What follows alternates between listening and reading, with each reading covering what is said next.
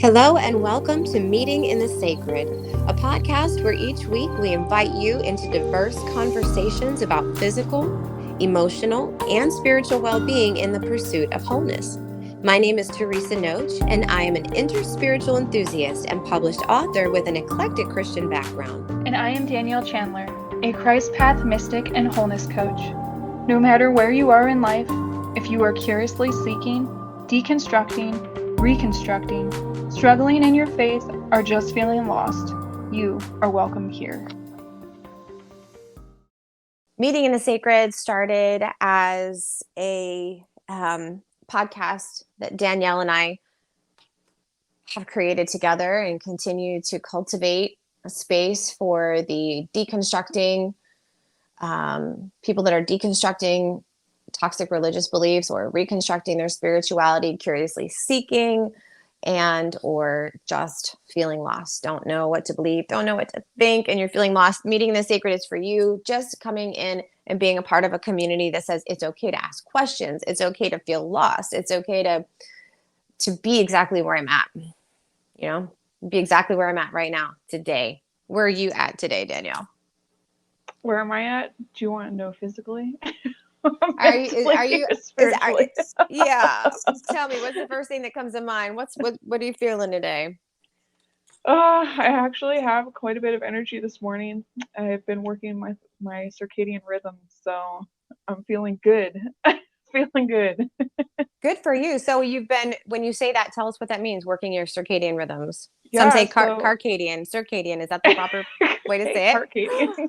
Carcadium. Some people say that. Is it circadium? Circadian, yeah. Cool. Tell us what that means. So I was actually working on what foods that I was eating and really investing time to figure out my nutrition. And people always ask me, like, oh, have you felt the difference with these different protocols and diets? And I'm like, other than relieving gas, not really. Well, that's But big though. yeah, That's kind of huge. yeah, definitely. Well, I mean, growing up, I was eating a lot of dairy and lots of sugar. It's Mhm. something my husband and I kind of joke about, but I used to eat a lot of tasty cakes and Little Debbie's. It was just something that I think in the 80s a lot of people did, fruit roll-ups and stuff like that. Yes. But anyway, I think that pulling away from all the sugar and all the dairy and being able to kind of reset myself, really, it was helpful, just because I did see the change and, like I said, the gas. But it's So fine. wait, how are you relating nutrition to circadian rhythms? Because I thought, getting your circadian rhythms in tuned was, I've always heard it mostly from being up when the sun comes up and going Yeah, down when the sun goes down. I'm going there. I gotcha. So I was really intentional probably the last, I don't know, maybe 3 months, but I guess I really noticed it in the last 3 weeks that if I go to bed between 9 and 10:30 and I wake up between 6 and 7ish, I have more energy. And I've seen, I guess, the change, or I've noticed in my body the manifestation of what that has actually done inside of me over Cool. what I was doing with the food. Not to say that that can't be a combination of all the things that I've been doing, but it was just such a drastic, I guess, um, shift in my life that I've been really blown away about, because it's so simple. Like, just Yeah. go to bed earlier and wake up earlier and you meet with the sun, and you go to bed with the moon. That sounds right there. It sounds like it could be so simple. And it yet is one of those things that, you know, seems to be one of the hardest things for people to discipline themselves to. Mm-hmm. And Definitely. why do you think that is? Why do you think it's so difficult and challenging for people to do something as simple as go to bed at between, I would even say between 8:30 and 9:30, Yeah. 10 max, and then get up between 5 and 6:30 Hmm. max. Ideally, for those circadian rhythms to be, I said circadian, for those It's circadian okay. rhythms to be, you know, help for us to be in alignment with that. Yeah, I think everybody's different. I think for myself, looking at my journey, I I used to party a lot, and so I had gotten into this rhythm of staying up all night, and I'd stay up until like 4 in the morning, and then I'd wake up at 8 in the morning, and I would So it's go a work. pattern. It's a Yeah, pattern, and and it's like feeding that pattern. yeah, this was like my early 20s, and you know, I think like in our Western society, there's like just a lot of things that people want to participate in, and they feel that they might not necessarily have enough time to do, and it's their perspective of what they think they need to do or should be doing, or whatever force is kind of driving them in that direction.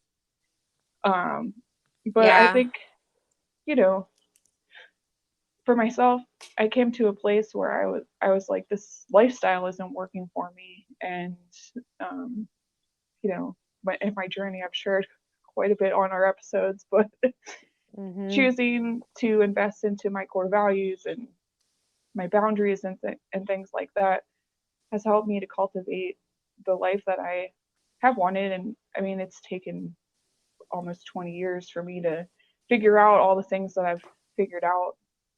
Um, but really, the sleep thing and the diet, I think, are two huge things. I do exercise as well, but I think those two things really have been a massive contributing factor to my mental health and how I function daily. So, I don't think people realize, and I don't think people realize how big it is to the mental health part of things, mhm, meaning your physical health. And I think that more people are aware, but like you said, it's perspective. But I find it very interesting that many people have the perspective of what is healthy. They have the view, they can see it, they know. A lot of people will say, I know, I just need to. I know, I right. know, I know. I just need to this, I need to that. So, like, as you're talking, what I'm hearing is, first off, there's patterns in place. And, like, even neurologically speaking, we know that when we've been in a pattern or a habit of something for a long time, that literally has to be reprogrammed. Your brain is going to always find a way to get you on that path of least resistance. And when it comes to creating healthy habits, I think a lot of people also focus too much on the resisting of that pattern as opposed to the creating of a new solid pattern. And Mhm, when we create a new solid pattern, then, the suffering that comes along with all that resistance is diminished, because the resistance in and of itself is the focus on the new pattern. And also because our brains are so wired for that reward, um, a part of building that new pattern, which essentially by osmosis will break old patterns without actually having to be like, oh, I've got to stop, I've got to stop, I've got to do better, I've got to this, I've got to that. Because that's actually putting us in resistance to the thing that we say we really want, to that, mhm, to that healthy perspective that we have on a conscious level. But on an unconscious level, we're still in alignment with something else that we're not necessarily seeing, mhm. because we're saying one thing, but we just find ourselves stuck doing another. And I know so many people, since we're talking about the circadian rhythms, so many people, say, yeah, I know I got to get to bed earlier. Yeah, I know I got to get to bed earlier. And I want to get to bed earlier. And I want more sleep. And I want to be rested. But. So that but right there is literally like the portal into your subconscious. But what? Right? Like, that Well, is like the door that you need to open and go into. But what? And whatever is about to come out of your mouth after the but is actually what you're more in alignment with than what you say you want to be in alignment with. So how do we shift that? And that's what I'm going to talk about it in a minute too. Well, there's also, I mean, natural chemicals in our body that are being released. And so, you know, it can be somewhat addictive, and I think we don't necessarily associate that type of habit or lifestyle and the chemical release as an addiction because we're not necessarily experiencing an extreme feeling. Right. You know, like if you were taking in a foreign substance, for instance, and then you experience this high that, you know, if you're measuring that high in comparison to, oh, like I didn't sleep. Right. You think it's an obvious downfall. It's an Yeah. obvious pitfall. That's an obvious one. But this is something that, yeah, if I wanted to tomorrow, I could. And for whatever reason, we just keep telling ourselves that. But like you said, it's more like there's chemistry happening. Like there is a pattern set in place. Mm-hmm. There's a reason why at 10 o'clock, your brain has gotten in the habit of kicking into, whether it's organizing or cleaning, or for some people it's zoning out on TV. That's a reward. That is giving you the chemistry. It's giving you those, as you said, the chemicals, the happy chemicals or the hormones.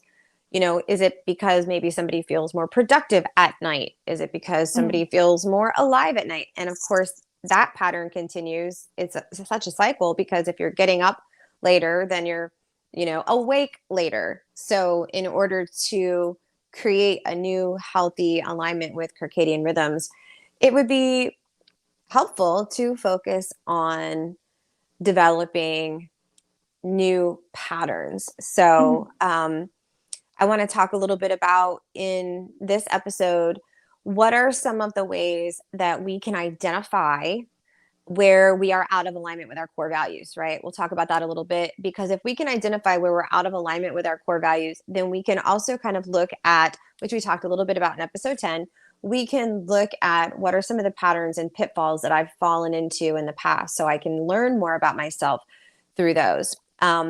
It's so easy for schedules to get filled up around the holiday season 1 to 2 months in advance. And so maintaining a healthy self-care routine might seem practically impossible.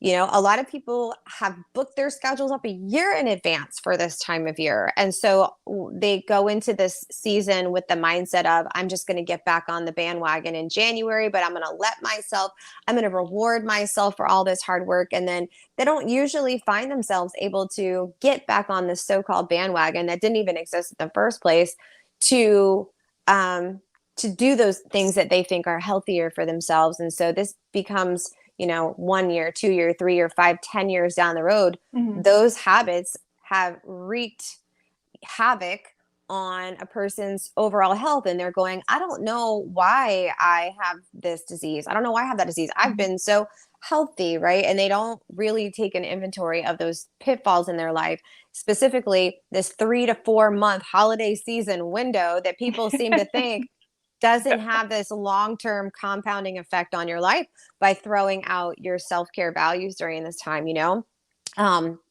With work and family gatherings, the processed and sugary, highly saturated fat meals and goodies are abundant, as well as the booze. So this could mean for some burning the candle at both ends. And as we discussed in the previous episode, simply managing certain triggers with family dynamics in and of itself is challenging for many. So in this episode, we'd like to go ahead and offer some valuable insights and ideas to help you stay grounded during this holiday season. And I would say the first step is acknowledging, as with any other program, acknowledging that there's a need, and like I just said a minute ago, I think people are having fun, or they're in the idea of the planning and the getting the dress and, finding those special recipes. Maybe you're hosting the party. Maybe it's a great time for your business, right? If you're a business owner, you're like, you're in the go, go, go. You're at the networking events and all these things. So I think first stopping and acknowledging that, you know what, this is a big window of time that I'm letting myself just go with it. How does it really impact me long term? Have I really in the past been able to stick to that whole motto of like, well, come January, everything's going to be, and I'm going to, like, why are we starting first off January so far behind the eight ball when it's just not necessary? We can still have a wonderful seasonal time and be conscious and mindful of Mhm. what we're doing Yeah. to ourselves in the long run. Mhm. I think you said why, why January, and then you continued on. I think the question why to a lot of the things that you were saying, to bring people back to their values, their boundaries around them is really a simple statement that can be remembered during those times of feeling tension in one's body or getting like feeling the overwhelm, to pull people back and to um, really sit with themselves to understand, like, why is this so important to me? Why is this bothering me so much? Why do I need to like think this way? And the answers to all those questions can really help people to find a new solution or an answer to something maybe they didn't know that they might have been looking for. Why, there's a couple different methods that are out there in the psychology world that I've brushed up against and kind of created my own. But I think I even heard Tony Robbins in one of his presentations say that the why is always, I think, 7 layers deep. Mm, I could be wrong on 7. It might have been 3. it's I an don't onion. remember. It is an onion.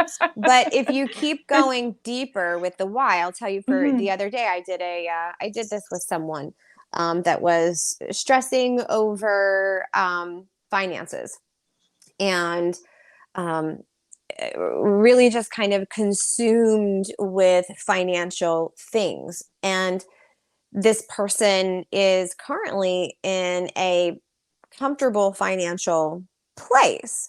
But because certain factors or whatnot are kind of becoming variables, they're shifting around in this person's financial ecosystem. And so there's this worry that's kind of stirring up, like, but what if, but what if, but what if, but what if? And all these questions are there. And there's then this anxiety there. And I just said, well, okay, so what would happen if you did lose some of that income? And then the next person would say, well, then it would be harder to maintain the lifestyle I have. Then the next question was, well, why is it important to you to maintain the lifestyle that you have? And then the person paused for a minute and they were like, well, because when I was growing up, I was always told we were broke, and Mm-hmm. we weren't, but I was always, it was enforced on us. We were broke. So we didn't get to have those things that, I really think my parents could have afforded, but we made a lot of sacrifices and didn't get to do a lot of the things that we wanted to do because we were broke. And I Mm-hmm. don't want that for my family. Okay. So what would happen if your family didn't have all of those things? What does that mean for you? And then so now we're 4 levels deep on that why, on that fear. And then Right. it was like, well, I don't want them to have to struggle. Well, what would happen if they struggle? Underneath it all, probably like 7 layers deep, was what was most important was this person's legacy. And what that indicates, then I went on to say, well, what does legacy mean for you? Right? And then the person goes on to describe what legacy means for them. And then I asked the question, well, has anyone who isn't wealthy or financially comfortable ever left a legacy in the world? Have they ever left a meaningful impact that has gone on and carried on with time, a legacy that's made a difference in a positive way in the world? Has anybody ever done that? Right. And then it's like, oh gosh. So the idea is, in this person's world, their legacy is attached to their wealth. Mhm. And so therefore, any moving or shifting variables in their department of finances becomes a direct threat to their core values, which is to leave a legacy of wealth for their family. And so this is why it's so important for us to understand what are our core values. Because, like you just said, then you could start saying, why am I reacting this way? And Mhm. then maybe start reframing some of the things that trigger anxiety. Start finding ways to reframe the way we think about them, maybe reframe the way we think about legacy. Yeah.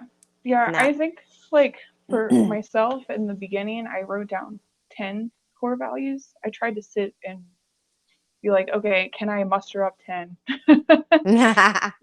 And I had to Google some examples because they didn't really come right away to yeah, me because I had never heard about this idea. Or I had never done the exercise. And, something for me that's really simple, I think, is integrity. Like, that's a core value of mine. And so if I'm in certain situations in my life and I feel frustrated or, I'm feeling stressed and I sit with that feeling once I've identified it, I can see how through the narratives that you just kind of went through, through the questions, I start with why, and then right. I'll use who, what, or where, Uh-huh. as I move through the questions. Then it does actually highlight my core values. It at some point in these times, it can highlight integrity. Um, and then it's like, well, what do I do about that? How do I change whatever fear that I'm feeling and choose to be empowered in this, that I don't have to necessarily be a victim to these thoughts and feelings that I'm experiencing right now and feel powerless, like I can't do anything. What can I do? And reframe the narrative and the situation and invite love in and invite the message of integrity that I actually want to have in my life. How do I want to show up, and how do I want to reflect what I believe is living inside of me and express that to the world. If I want to be honest, say that's a part of my integrity, like how can I be honest? And I've had to unpack that. It's like, well, I used to think honesty was I had to share everything with everybody in a very transparent Mm. manner. And that's not necessarily true. You know, I don't have to tell everybody everything, and that's okay. And it's not harmful to the relationship. But that's something I had to work through many years to understand what honesty really looked like and what it looked like for me and what the possibilities were, uh, and good communication. Mm-hmm. um, that I didn't have to, I guess, there's this thing of like oversharing. A lot of times people that have experienced different traumas, they can overshare.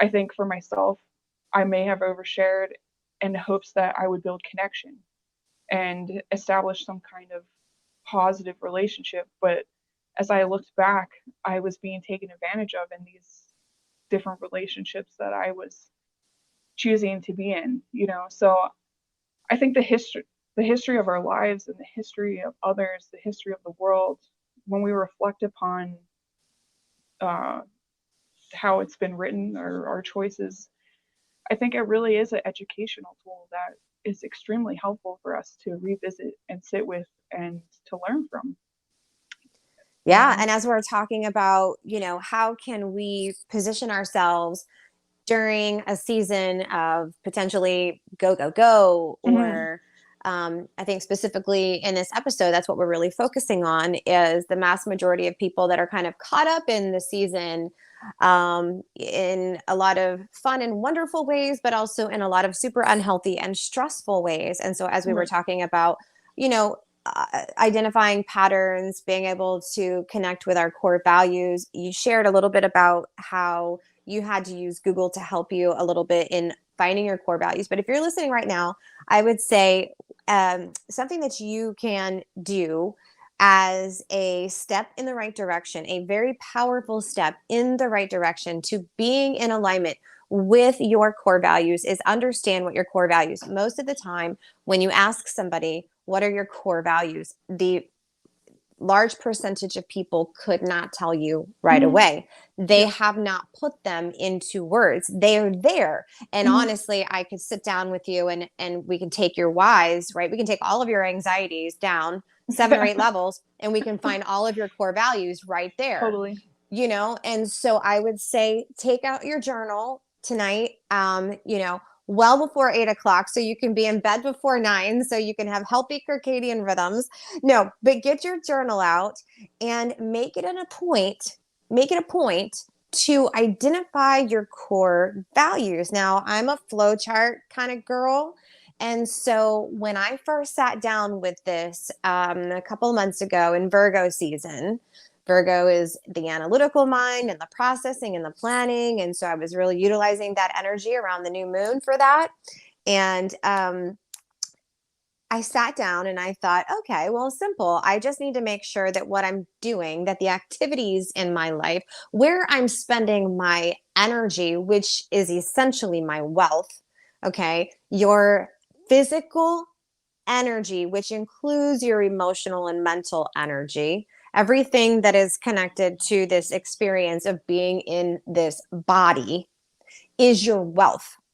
Okay. It equates to your experiences, which equate to your wealth. Nobody can get wealth, attract wealth, none of these things. Your wealth is within you, it comes from within you. And how it translates into cash or assets or relationships or experiences or all of the above is up to us, which is why, again, even wealth is a concept that is directly connected to a person's energy. So if we're going to sit down and we're going to make this list of core values, as I was stating, how I got onto that little trail was because if everything that you're doing in your life is not in alignment with your core values, then you are throwing away your wealth.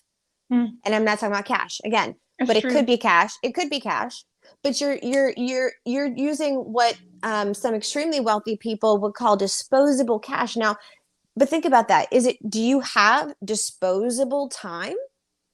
Do any of us feel like we have disposable time? That is a really icky thought to me because we each get a certain amount of time to work with, and I think depending on our choices, we can multiply that time to some degree, and we can also dispose of it in a careless way. We can either shorten our life or the quality of it, or we can either extend our life or the quality of it. It can go in so many directions. It can go out and up. It can go longevity or just abundance in general. Whatever it looks like, it's expansion. So it's either expanding or what's the opposite of expanding? Contracting. So you want to sit down and write down your core values. And I would say, what about there's not a better time than right now, because we're going into the holiday season where it's so easy for us to throw our energy around all over the place for everyone and everything, to find ourselves somewhere in January going, okay, now I'm going to make my core values important. But we've just spent the last however long disposing of this energy. Now, if you had a stack of cash, if you had a stack of $1,100 bills, and you go out and just start making it rain, okay? And then you're like, but I'm gonna come back. I'm gonna come back in a couple of months, and I'm gonna scoop all these up, and I'm gonna keep on going. you're not scooping them back up. You're not getting them back. So Mhm. that's literally what we're doing with our time when we're running around like a chicken with our head cut off, reacting and responding to everything, even if it's because we're enjoying ourselves, because you can enjoy yourselves as you become out of alignment with your core values, that it will catch up to you eventually. Mhm. And so, eating that piece of cheesecake could bring great joy in the moment, right? Drinking eggnog can bring wonderful joy. But I'll tell you, I enjoyed drinking a lot of eggnog one year, and I did not enjoy the consequences. Yeah. And as I was going like this with my cash flow, so to speak, metaphorically, as I was flinging my energy into that pitcher of eggnog that night, I couldn't scoop it back up the next Mhm. day. You literally have to start from where you are at that point. You don't get it back. So why go into the so-called new year, which every day is a new year? Why go into the new year in a deficit that we just disposed of our wealth all over the place? Let's start right now by identifying our core values. So I would say identify your core values. Everything else is going to flow from there. Then at that point, you're able to look at your core values, check back in with them every so often, and then go, okay, well, what activities in my life, what friendships in my life, what are the areas of my life that I am disposing of my wealth, my life, and it's not even in alignment with what I consider to be fruitful and integrous Mhm. or valuable, you know? Yeah. And I think this is actually one of the best times of the year to start this because it's going to bring up all of the stuff that's Yeah. living inside of each one of our hearts. Because, in any type of relationship, I think there's always this opportunity to heal in light of our triggers and all of the tensions. So Yeah. everything you're saying, it's extremely important and timely. And I wonder, if you can think off the top of your head, if you have three core values that maybe you would be able to share. I'm gonna think of three myself right now to kind of Yeah. help Yeah. kind of get the wheels turning. I mentioned integrity is one. And when I say integrity, I did highlight this, but I want to be able to reflect all of my core values, all the things that I believe on the outside of how I live, all my choices, how I, interact with people, because I want to be able to show people like this is really who I am, when nobody else is looking, like I want to still reflect that. If I mean something so simple as if I'm inside of a clothing store and by accident I drop a piece of clothing, I want to pick it up and put it Right. back on the shelf.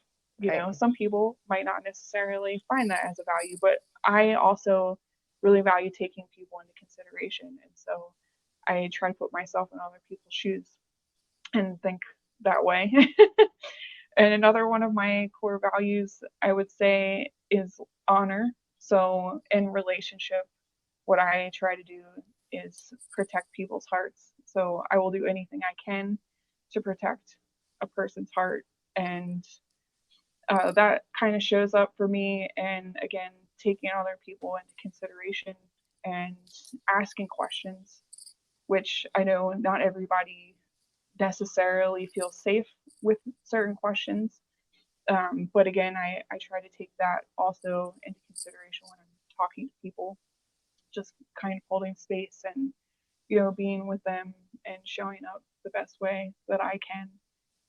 And then I would say hope is another one of my core values. So looking for hope in all situations, even though there is great tension and great mystery oftentimes in this life and in a lot of circumstances that we do experience. But because I believe in empowerment, I try to look through that lens too. So, hey, maybe I just gave you number 4. You did just give me Empowerment. 4. And I was thinking also when you say hope, I was Yeah. thinking how that also can be a form of hope is optimism. And so to be Hmm. optimistic in life is a value. And then, you could find yourself, if you're experiencing anxiety or like poo poo thinking about something, you can ask yourself, Yeah. am I wasting my energy right now? This is not in alignment with my core value of Hmm. optimism. So how can I turn this around and align my energy right now with my core values? And like you said, that is living an authentic life. Authenticity is another one of mine. There we go. I told you, if we ask enough questions, we'll find them. We'll find Well, I them. also find, I mean, just like there's this narrative that you were highlighting before, with asking these questions, to go to the deeper layers of what it is that we are believing and why Right. we're feeling maybe pain or frustration, confusion, these things. It also, all these core values, they all connect like a web as well. And so, Yes, they as we ask do. ourselves these questions, then we start to see another narrative of hope, because we are wired, I believe, for hope. And there's a natural manifestation that comes to the surface when we are aware and do this type of intentional relationship with ourselves. You had highlighted kind of this coasting through the holidays or coasting through life. I know I've brought up this percentage before about like how much we're actually consciously like living. I think it's like 5%. We use like 5% consciousness as we're Yeah. making choices in this life, And I We're only personally having believe, 6 conscious thoughts a second versus like 400 billion thoughts per second subconscious. It's in my book somewhere. I might be quoting myself incorrectly, but I think I'm not. I think that is 6 conscious thoughts per second as opposed to 400 billion unconscious thoughts per second. it's it's really, I mean, I know what it's like to just coast, and I know what it's like to be doing an exercise like we're talking about, to sit with yourself and to be intentional with learning about who you are and then living from that. There's a element of a different way of living that makes you feel more alive. I would say fully alive. That's why I named my coaching. Which, You by are the fully way, if alive. you're interested in a Christ Path Mystic Wholeness coaching session, you can reach my co-host Danielle here at You Are Fully Alive on Instagram. Yeah. She would love to talk to you. Mhm. Do you do free consultations before clients book with you? Yes, I Yeah. do. Yep. Cool. Well, Yeah. I wanted to show you guys really quick too what this is. This is my little, I'm trying to make sure it's in the middle, and not for you to like have to totally like, but Oh, I like that. this is what my core values started. And you can see like in the middle, right? I started with, because I didn't really know where to start. So I'm like, well, family, me, us. And you can see how, there's a difference. I'm in the middle because everything has to flow out of, right, the abundance. Hmm. And so my core values first, the core values, because there's other values, but my core values, they have to start with me. And then as I branched out, like you just said a minute ago, they all web together. They end up being fully connected. And so this is how I started finding my core values. As I said, well, first off, I need to be healthy. I went in the middle. Then I want my family healthy. And then when I say us, I'm talking about my marriage, right? Or all of us, but us. And so immediately, the well, let's just say, stemming out from there and affecting everybody, one of my core values would be stability. Okay. So if I am going around making it rain with my life energy everywhere, how is that promoting stability in my life? And that's Good question. the simplest question is, if you know your core values, you say to yourself, how does this promote alignment with my core values. One of Mhm. my other core values would be health. But then, it gets better because once you go and you dissect health a little bit, what does that mean? Well, relaxation, alone time, music, art, beauty, yoga, these all branch out Mhm. because I can say, well, when I'm planning my schedule for the week and I'm going to get my fitness plan into the schedule, I can say to myself, well, maintaining my yoga practice is part of my core values. It's in alignment with health.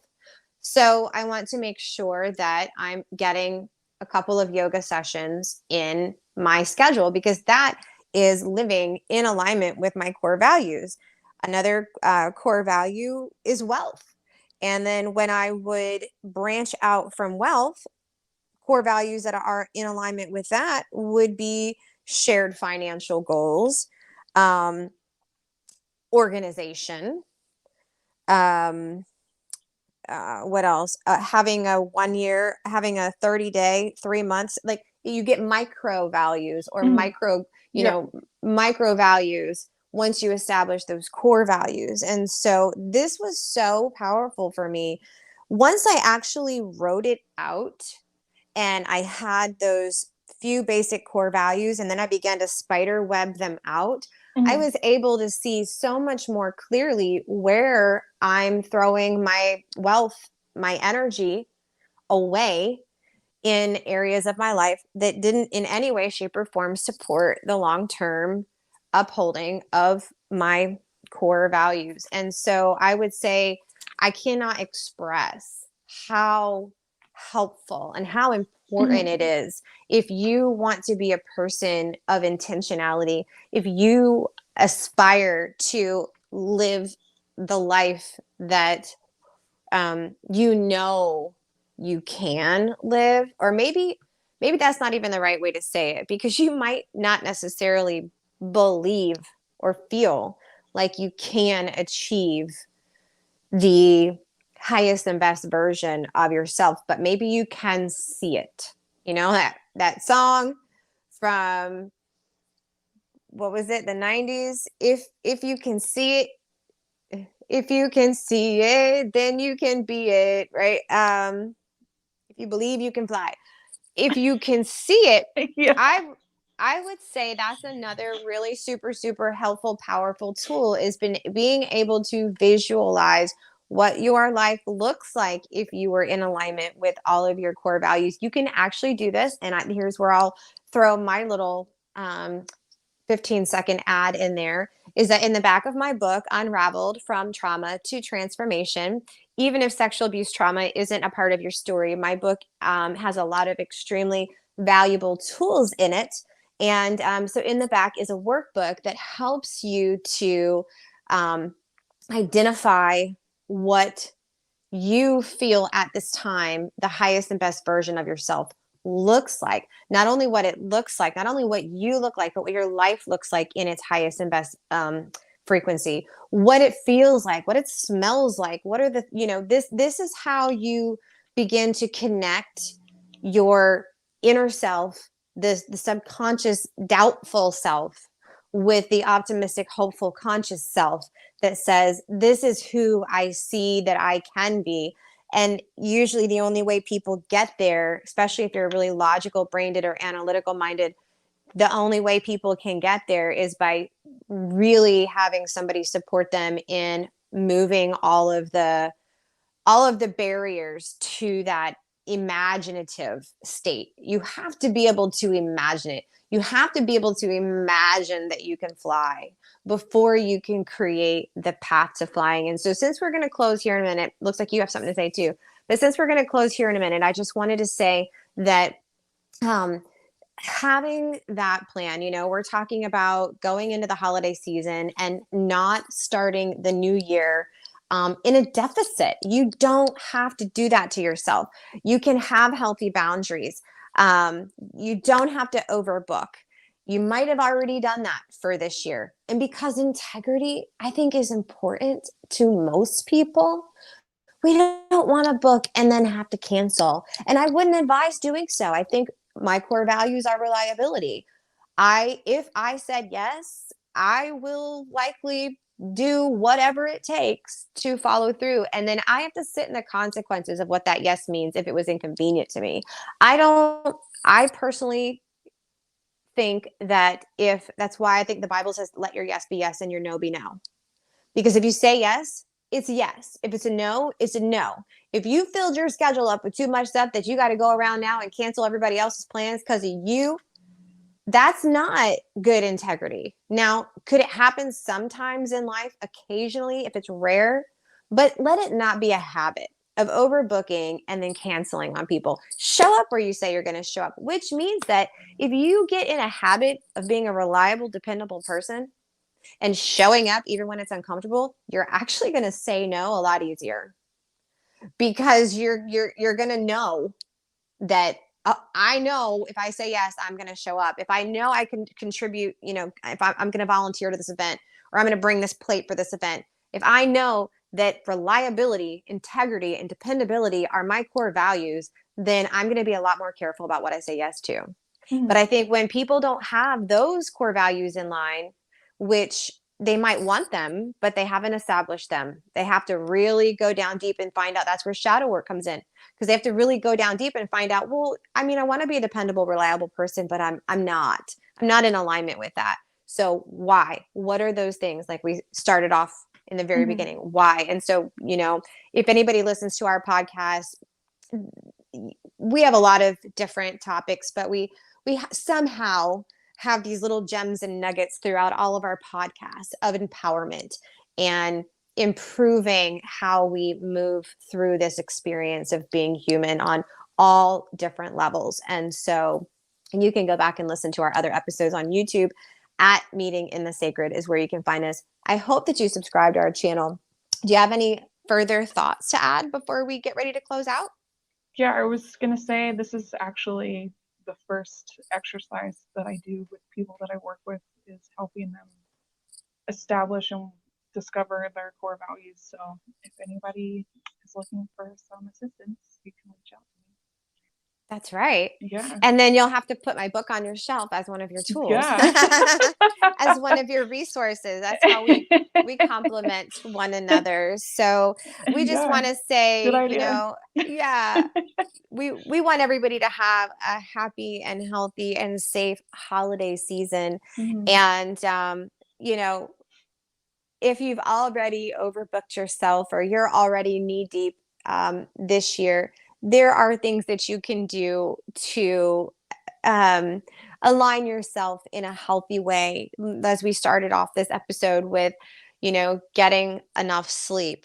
A lot of times we think, it's not going to get done if I don't do it right now till 1-2 o'clock in the morning. And so many times, if we would just tell ourselves, go to bed, you find that when you get up in the morning, what you thought you could do in 4 hours, you might be able to do in 1 or 2, because you are in a healthier rhythm. Your brain will eventually function better in that way.